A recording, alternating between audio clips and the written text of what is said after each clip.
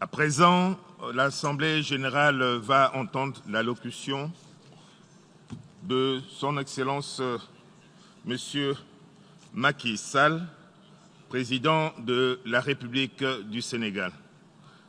Je prie le protocole de bien vouloir accompagner Son Excellence.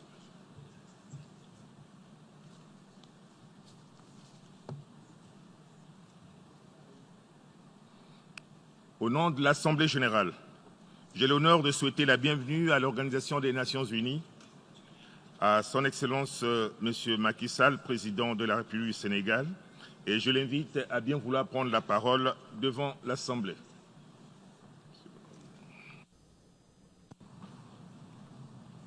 Monsieur le Président de l'Assemblée générale, chers collègues, chefs d'État, Monsieur le Secrétaire général, Mesdames, Messieurs, Monsieur le Président, je vous adresse mes chaleureuses félicitations pour votre élection et mes meilleurs vœux de succès dans la conduite des travaux de la 74e session de l'Assemblée générale.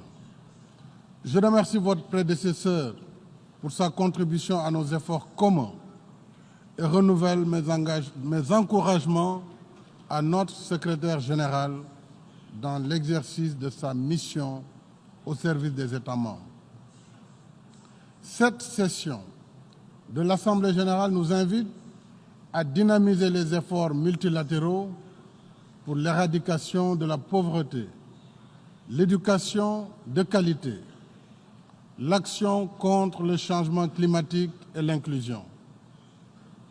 Ces défis sont majeurs et d'actualité.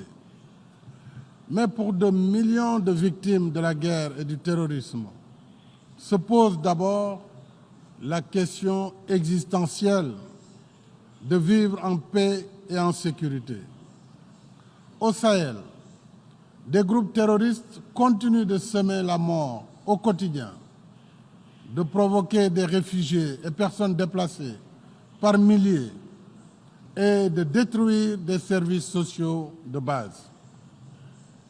En tant que contributeur de troupes à l'aménagement, le Sénégal est solidaire de l'action des pays membres du G5 Sahel et des partenaires de l'Alliance pour le Sahel. Parce que les périls transcendent les frontières, leur prise en charge ne saurait donc être fragmentée.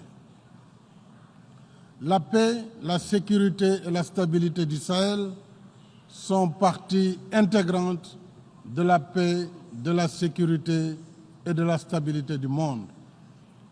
Conformément aux conclusions du sommet extraordinaire de la CEDEAO du 14 septembre sur la lutte contre le terrorisme, le Sénégal reste attaché au respect de la souveraineté et de l'intégrité territoriale des pays comme le Mali contre toute velléité séparatiste.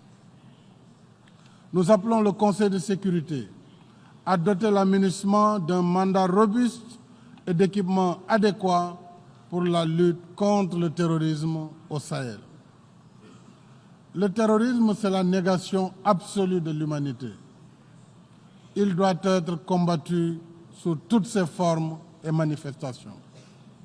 C'est pourquoi notre pays s'est joint à l'initiative de la France et de la Nouvelle-Zélande en mai dernier à Paris pour l'appel à l'action de Christchurch pour éradiquer le contenu terroriste et extrémiste en ligne suite à l'attentat du 15 mars contre la communauté musulmane de Christchurch.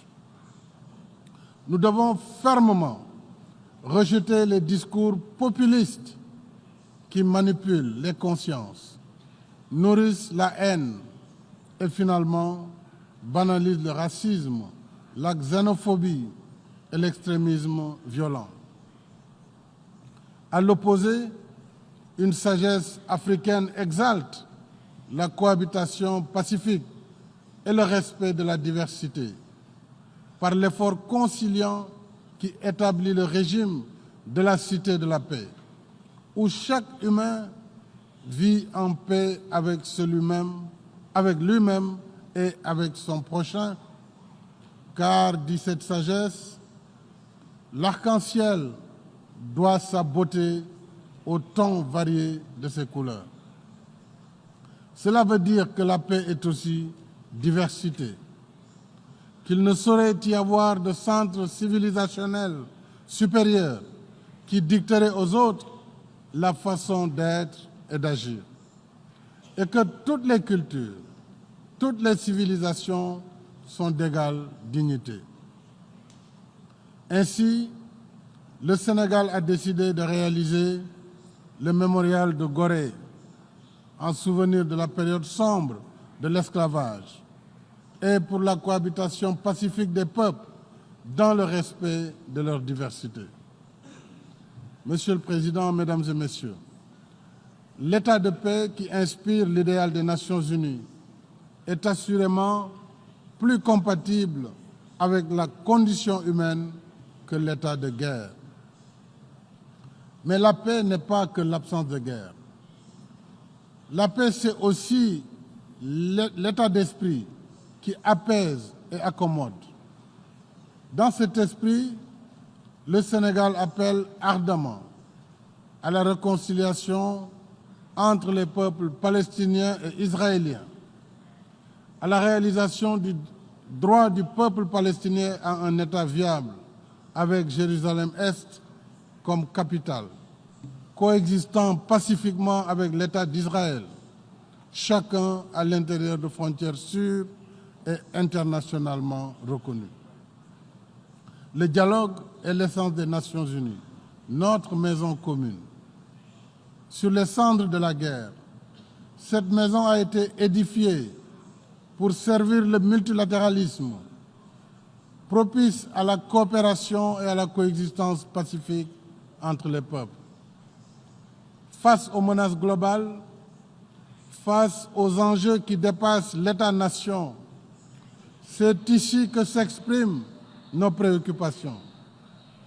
C'est ici que se croisent nos idées et nos propositions pour résoudre nos problèmes communs.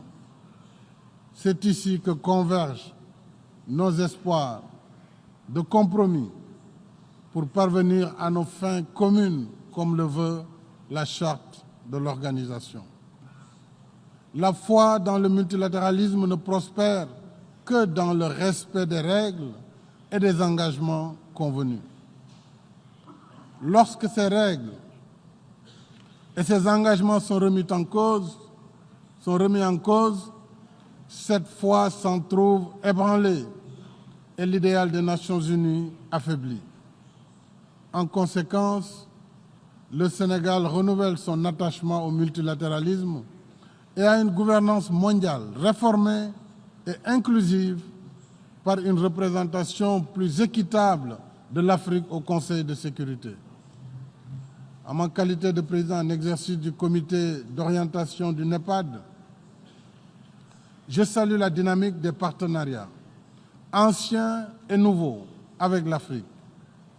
Nous sommes pour une autre vision du paradigme relationnel avec le continent, débarrassé de préjugés et fondé sur des partenariats rénovés et mutuellement bénéfiques. L'Afrique n'a pas besoin de tutelle. L'Afrique a besoin de partenariats.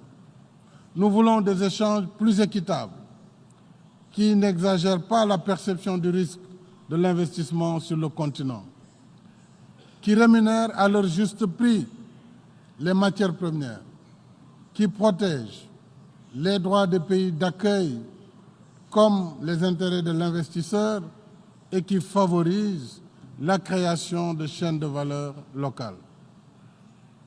Nous demandons la réforme du système fiscal international pour que l'impôt soit acquitté là où l'activité crée de la richesse et du profit et qu'une action plus ferme soit menée contre la fraude et l'évasion fiscale et contre le blanchiment d'argent et autres flux financiers illicites qui font perdre à l'Afrique plus de 100 milliards de dollars par an.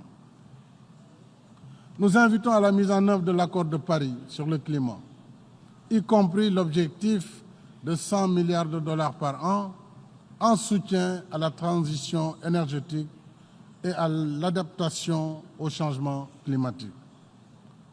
Nous appelons au respect des engagements convenus à la 3e conférence de reconstitution du Fonds du partenariat mondial pour l'éducation de février 2018 à Dakar pour mobiliser 3 milliards de dollars sur 3 ans en faveur de l'éducation et de la formation.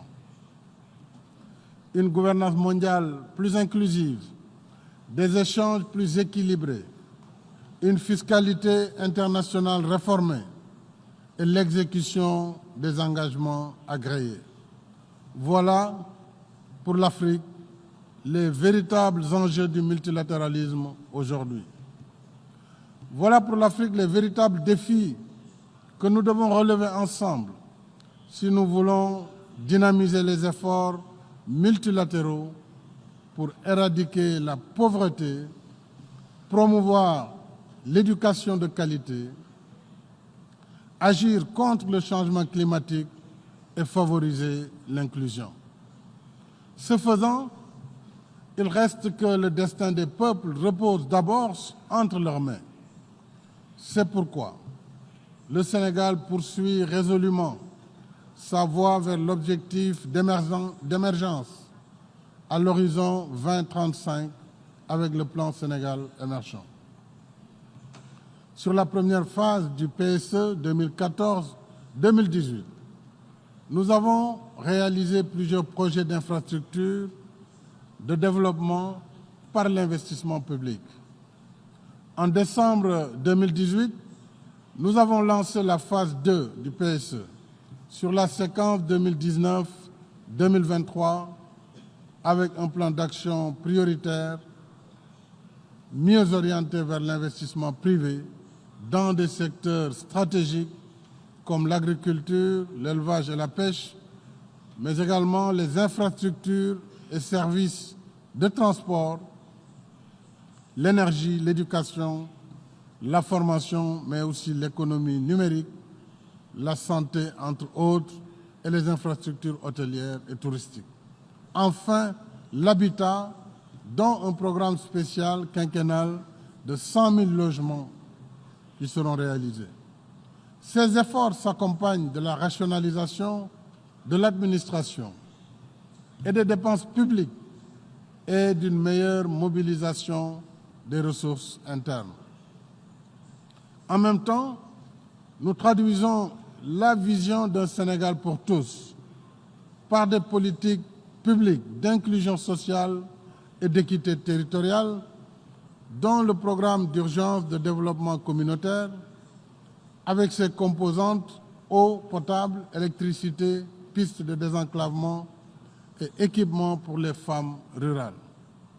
La couverture sanitaire universelle, le programme national des bourses de sécurité familiale pour les couches les plus vulnérables et la délégation à l'entrepreneuriat rapide des femmes et des jeunes.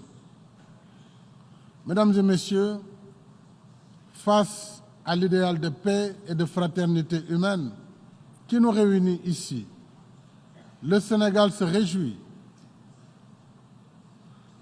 d'accueillir le 9e Forum mondial de l'eau en 2021 et les 4e Jeux olympiques de la jeunesse en 2022. Une première en Afrique dans l'histoire de l'olympisme. Nous souhaitons que ces deux rendez-vous contribuent à raffermir la paix et la fraternité entre les peuples et à bâtir un monde meilleur, un monde plus accueillant pour tous. Nous y convions toute la famille des Nations Unies. Je souhaite plein succès aux travaux de la session et vous remercie de votre aimable attention.